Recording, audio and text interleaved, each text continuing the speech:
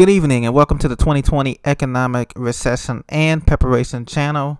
Thank you for joining me on this weekend edition. It's Saturday, January 25th, 2020 in the U.S. Well, it looks like, ladies and gentlemen, the Dow Jones suffered its fourth straight loss week, fourth straight loss day, ending this Friday. It was down a couple of 100 points or so, but it should have been down much more considering the news that we have coming out of all of these outlets. Today, according to MarketWatch.com, U.S. economic activity slumped in the fourth quarter. It's the weakest fourth quarter in the last 7 years. The U.S. economy was not only weak in the fourth quarter, but it's projected to be weak in first quarter of 2020 as we see the pullback. A lot of firms pull back as earnings seasons do not match the reality of what's going on in the stock market. And we've been saying this for the longest, that this is the transition year. We believe this is the year that things are going to go downhill slowly but surely leading up to the election and after the election. And then in 2021, we're going to be in probably full-blown recession leading into a depression. Okay, so growth is projected to drop further for the first 3 months of 2020. Well, no duh. We have record levels of personal debt, consumer debt, record levels of corporate and government debt, and this is across the world. Okay, so it's not like another country can get a loan and we can borrow a loan from China or Russia. Say we can borrow a loan from any of the people in the Eurozone, because everybody's in debt, and the United States is leading the debt charge here, and most of our debt, China's holding most of our debt, as you know. So there's no positive news. The only positive news here is that they're printing money. That is, the Federal Reserve is printing a bunch of money to try to get ahead of the storm. So what they're doing is they're going to be printing up money not only in the repo market, but they may just start dropping helicopter money probably after tax time, April maybe, or before tax time, to stimulate the economy on Main Street. Okay, because they need consumption cannot stop, at least for not right now. Okay, because 2/3 of the U.S. economy is made up of consumption. That means spending. Okay, we're not spending. Government, cities are not spending. Counties are not spending. States are not spending, and we have a lot of debt. And guess what? The economy is going to go down a lot faster than most people think that it would have gone down. So, the economic average slumped to negative 1.4%. GDP growth is now anticipated to only be at 1% or less this year. Okay, so things are slowing down, flatlining. The rich tax breaks that they're giving to the 1% has not trickled down to anybody else. The rich people are saving, the ultra rich people are saving their money because they know the sales are coming. They're going to be the only ones that's going to afford things when this deflationary recession hits and prices go down, because they're the only ones that are going to have money, any type of liquidity. The rest of us are going to be in debt, and we're not going to have money to be able to buy these expensive purchases like houses and real estate, land, things of those nature. Okay, retail, food, and auto businesses dragged down the local economy in 2019, and each one is expected to keep failing in the beginning of 2020.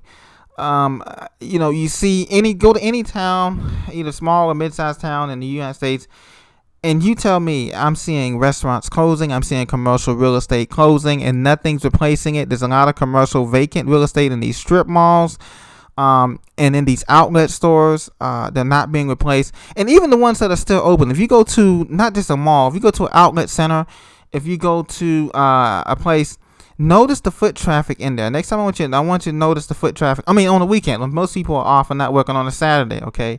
Some of these malls in big cities like Columbus, Ohio, New Jersey, Atlanta, Las Vegas, some of the traffic in there is like a ghost town. There's maybe 4 or 5 people, and then there's the employees. There's more employees in these stores than there are consumers buying things, and that suggests a decline in consumption because the consumer's getting tapped out, and the retail sector's feeling it. There's a lot of restaurants that are closing.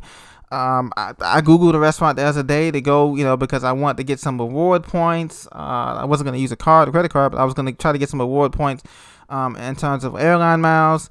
Went to the mall, found out that they were closed. Okay, and this has just been 4 months ago, and their web page is still up as if they're open. and they were closed. So this is the story across not just in the Northeast, the Southeast, or the Midwest. It's in the West, out West. It's everywhere. Tell me what. I'll be very curious to know what you're seeing in your area. But I'm seeing a lot of commercial vacancies where a lot of businesses, they can't afford the high commercial rent, not only in malls but in strip malls and other parts of town. And a lot of food businesses with restaurants, they can't afford the cost of supplies and transportation because trucking and manufacturing, remember, is still down. PMI index is still down. Okay. We have a manufacturing recession. Okay, truckers are telling me all across the country that they're not shipping that much stuff around the country as they used to, and we can see that. Okay, when you drive on the interstate, notice how many trucks are on the road. I mean, commercial trucks. Okay, a lot of the things are empty. A lot of the flatbeds are empty. They're not carrying steel. All of this natural resources. They're not carrying natural resources. A lot of them are just driving around carrying basic mail supplies, basically, basic things, necessity supplies. Now, this is interesting here. There was a survey done by Yelp, and it's saying, thank you to the dataface.com for this chart. Let's look at the states that are experiencing the most widespread growth, okay? According to this, the 5 states with the most growth in 2019 were the Dakotas, North and South Dakota, Wyoming, Hawaii, and Alaska. Wonder why these states are there. Now, let me give you some hints. Number one, these states have a less population than the rest of mainstream America. You know, we're not talking about a Chicago, Illinois, or Houston, Texas, or anything. But number two, the reason why the Dakotas, Wyoming, Hawaii, and Alaska, I can tell you why Dakota and Wyoming.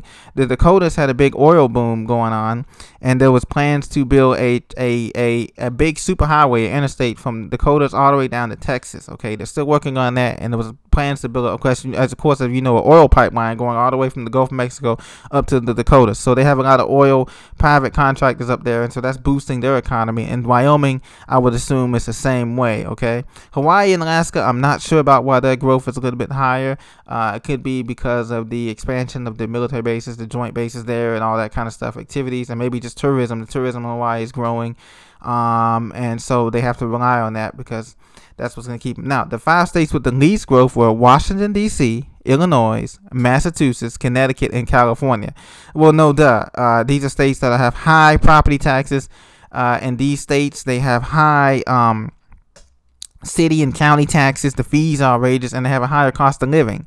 So people are moving away from, the average Americans are trying to move away from these higher cost of living cities so that they can survive with their families and friends, and to try to get more bang for their buck. So cities like Washington, D.C., Illinois, Massachusetts, Connecticut, and California, they've been having a really hard time growing, okay, because of high taxes, pollution, crime is going up, and there's just not much real estate available in these states. And if the real estate that you do want, no one's paying in California, Long Beach or whatever, California, you're paying $600,000 for a starter home, for a 2-bedroom dump. So that tells you why people are moving from there, okay? The top 5 metro areas that were growing were Milwaukee, Honolulu, Portland, Maine, Buffalo, and Pittsburgh. That doesn't say much. The bottom 5 metro areas that were not growing were Portland, Oregon, Dallas, Texas, Chicago, Illinois, San Jose, California, and San Francisco. Well, once again, people are moving out of San Jose, San Francisco, California, and Chicago because of high property taxes, high real estate, and the jobs in there to not support. You either making in San Francisco, you either making $250,000 or $200,000 to survive, or you're making $50,000 and you're in a dump somewhere and you can't survive. Same thing with Chicago. High property taxes and a lot of corruption in the government. People are leaving the suburbs and moving to a less cheaper city, maybe to a Nashville, Tennessee or something like that, or to Memphis or somewhere where they can survive a little bit cheaper. Dallas cooled off too, the least favorite market. Obviously, people were saying, "Oh, move to Texas because they have lower cost of living. Lower housing. You can get a great house there, but the property taxes are through the roof outside of the metro, outside of Dallas-Fort Worth metro, and that's causing people a lot of the kill growth." So they say weakness in California, Texas, Florida, New York City, Chicago, and Seattle is expected to drag down the first quarter results. Now, folks, keep in mind, we haven't even got to the earnings season yet. They're supposed to release earnings seasons, some of these companies, the tech earnings next week. This is what I wanted to keep a lookout for. Keep a lookout for the tech earnings, okay? Amazon, Facebook, Netflix, Google, Apple. They're going to release the tech earnings next week, Wednesday, this 29th coming up, okay? And I want you to notice if they're really growing or why that growth is just investment money being pumped into these companies. Remember, it took Amazon 12 years to become profitable. A lot of these companies that are not tech companies are not profitable. You know why? Because they're not really producing anything. Okay, they're producing information and advertising, but they're not producing consumption goods. Okay, so when people tell me about these companies like Pinterest or WeWork or Uber or Lyft, they're not profitable, but they're burning a lot of investment money. This is not sustainable, ladies and gentlemen, okay? But this is what we face, okay? So, and remember now, some of these companies do not pay any income taxes that the average consumer pays, but that's a different story, okay? So I just want to inform you of that. There's no growth. U.S. weekly job claims increase less than expected, but they are increasing. CNBC tried to spin this article today saying that the jobless claims increase was less than expected, but yet they are increasing. Unemployment is rising, ladies and gentlemen. We can see that on a daily basis. And people that do have jobs, you have to ask yourself, out of the people that are still working, okay, are we actually getting a livable wage? Okay, and the answer to that is clearly no, if we're honest with ourselves. Because the cost of housing has gone up. You name it. Has your cost of rent or mortgage, well, maybe not a mortgage, but has your cost of rent gone up? Okay. Answer those questions for me. Has your cost of food gone up? Every time I go to the grocery store, I swear, I get a 1-2 bags, it's $50, $60, whatever. Okay. And this is not at a Whole Foods or, a Trader Joe's or whatever. This is at a basic Walmart or wherever you go, Kroger's, or wherever you go in the country, Albertsons, whatever your name of your grocery store is, Harris Teeter. It is going up. Okay, so the cost of everything is going up. And they say that you're getting a cost of living increase on your paycheck, but we can't see that. We can't see a 2% or 3% because, like I said, real inflation, ladies and gentlemen, is at 8% right now, okay? And they know that, okay? So the plan is, and even if you have minimum debt, you notice how you're getting more and more offers in the mail for credit cards, Capital One, infamous, they're the infamous ones, okay? You're getting more offers for credit. They want to extend to you more credit or to increase your credit limit because they have to keep the Ponzi scheme going. Okay, manufacturing's down. Housing is down, and that bubble's gonna be one of the first to burst. Student loan debt is up. Housing starts is up, but nobody's buying. Housing's on the market for over 100 days, stands at over 35% to 40% of houses have been on the market for over 120 days. They're not selling. People are getting tapped out. Okay.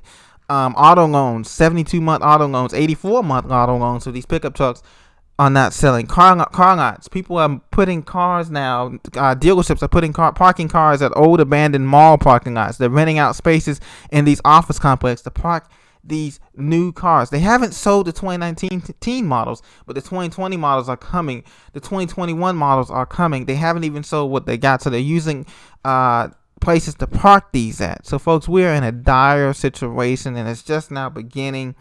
I want you to keep abreast. What I want you to do is to continue keep stacking gold, silver, hard cash, tangible cash, and to make a budget every month because you're going to need it as things tighten up, okay? And we're going to see heading into the second quarter, once the tax season is over with, people get their refunds. If you are lucky enough to get anything, a refund. Some people don't. After that has spent out the economy, you're going to see coming into this summer a dire situation, okay? Because stock buybacks and all that can only go on for so long, and companies are not going to be continuing to buy back their stock. And we're going to see a decrease in the Dow possibly coming up this summer of 3,000 to 4,000 points easily, maybe even more than that, okay? Because it's just not going to be enough good news to go around. Now, this is barring no black swan event happens or a pandemic as we see with this coronavirus or anything that happens or something like that, okay? So just keep that in mind, folks. Continue to keep stacking. I will continue to keep you informed. God bless every one of you. And if you have any suggestions or comments about things you want to hear, leave them in the comments below, and I will try to get back to you as soon as possible. Have a great day and take care. Bye-bye.